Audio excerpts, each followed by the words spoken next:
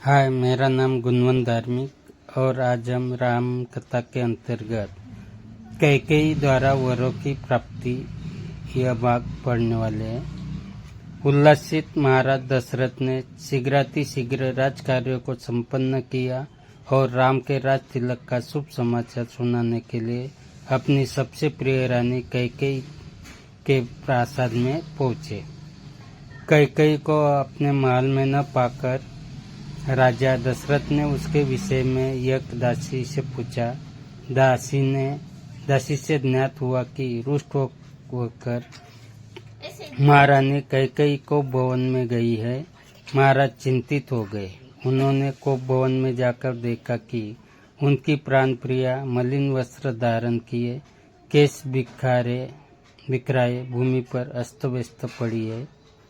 उनकी इस अवस्था को देखकर आश्चर्यचकित राजा दशरथ ने कहा, प्राणेश्वरी, मुझसे ऐसा क्या अनिष्ट हुआ है कि क्रुद्ध होकर तुम कोप भवन में आई हो? यदि तुम किसी बात से दुखी हो तो मुझसे बताओ, मैं तुम्हारे कष्ट का निवारण अवश्य करूंगा।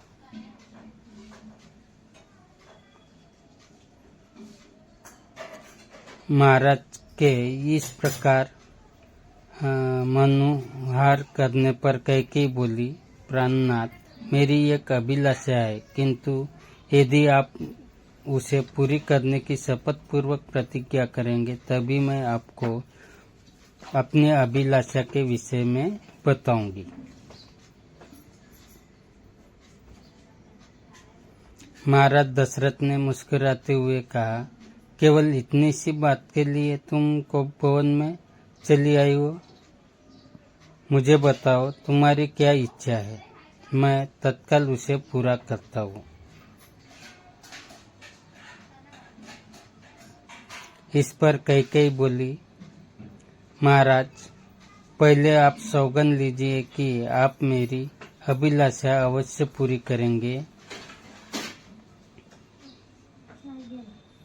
इस पर महाराजा दशरथ ने कहा कि ये प्राणप्रिय, इस संसार में मुझे राम से अधिक प्रिय और कोई नहीं है। मैं राम की सौगंध लेकर वचन देता हूँ कि तुम्हारी जो भी मनोकामना होगी उसे मैं तत्काल पूरी करूँगा। महाराज सौगंध लेने से आश्वस्त हो जाने पर कैकेयी बोली, आपको स्मरण होगा कि देवासुर संग्राम के समय आपके मूर्छित हो जाने पर मैंने आपकी रक्षा की थी और प्रसन्न होकर आपने मुझे 2 वर देने की प्रतिज्ञा की थी। उन 2 वरों को मैं आज मांगना चाहती हूँ। पहला तो मुझे यह दे कि आप राम के स्थान पर मेरे पुत्र भरत का राज तिलक करे, और दूसरा वर मैं यह मांगती हूँ कि राम को 14 वर्ष के लिए वन जाने की आज्ञा दे। मेरी इच्छा है कि आज ही राम वक्कल पहनकर वनवासियों की भांति वन के लिए प्रस्थान करें। अब आप अपनी प्रतिज्ञा पूरी करें, क्योंकि आप सूर्यवंशी है और सूर्यवंश में अपनी प्रतिज्ञा का पालन प्राणों की बलि देकर भी किया जाता है।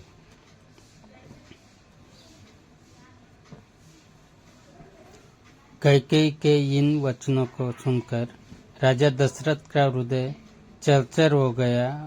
उन्हें असह्य पीड़ा हुई और वे मूर्छित होकर गिर पड़े। कुछ काल बाद जब उनकी मूर्छा भंग हुई तो वे क्रोध और वेदना से कांपते हुए बोले, रे कुलघातिनी, न जाने मुझसे ऐसा कौन सा अपराध हुआ है जिसका तूने इतना भयंकर प्रतिशोध लिया। पतिते नीच, राम तो तुझ पर कौशल्या से भी अधिक श्रद्धा रखता है, फिर भी तू उसका जीवन नष्ट करने के लिए कटिबद्ध हो गई है। प्रजा को अत्यंत प्रिय राम को बिना किसी अपराध के मैं भला कैसे निर्वासित कर सकता हूँ? तू अच्छी तरह से जानती है कि मैं अपने प्राण त्याग सकता हूँ, किंतु राम का वियोग नहीं सह सकता। मैं तुझसे विनती करता हूँ कि राम के वनवास की बात के बदले तू कुछ और मांग ले। मैं तुझे विश्वास दिलाता हूँ कि मैं तेरी मांग अवश्य पूरी करूँगा। महाराज दशरथ के इन दीन वचनों को सुनकर कैकेयी तनिक भी द्रवित नहीं हुई। वह बोली, राजन, ऐसा कहकर आप अपने वचन से हट रहे हैं। यह आपको शोभा नहीं देता। आप सूर्यवंशी हैं, अपनी प्रतिज्ञा पूरी कीजिए।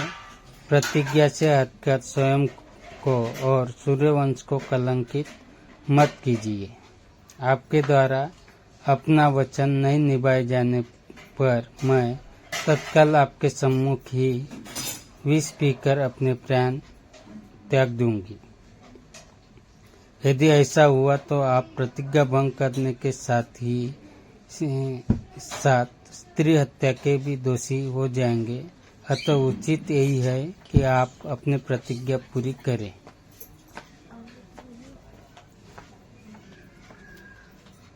राजा दशरथ बारंबार मूर्छित होते रहे और मूर्छा समाप्त होने पर कातर भाव से कैकेयी को मनाने का प्रयत्न करते रहे। इस प्रकार पूरी रात बीत गई।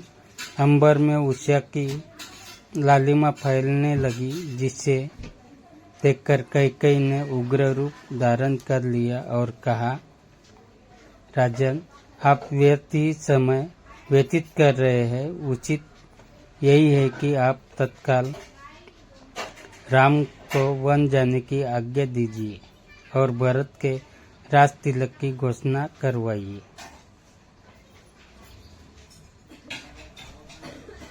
सूर्योदय हो जाने पर गुरु वशिष्ठ मंत्रियों के साथ राजप्रासाद के द्वार पर पहुंचे और महामंत्री सुमंत को महाराज के पास जाकर अपने आगमन की सूचना देने के लिए कहा।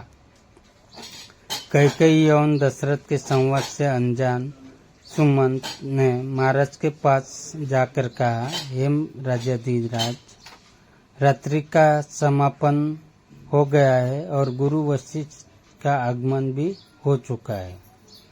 अतएव आप शय्या त्याग कर गुरु वशिष्ठ के पास चलिए।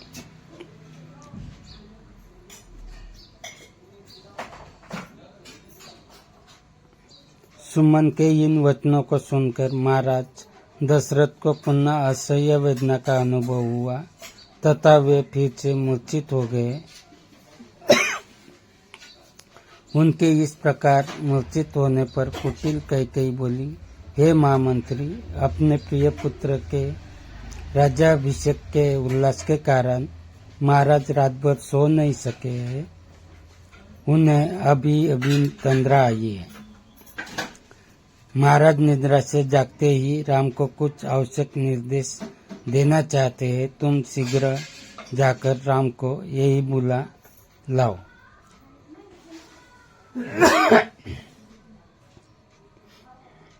कैकेयी के आदेशानुसार सुमंत रामचंद्र को उनके महल से बुला लाए।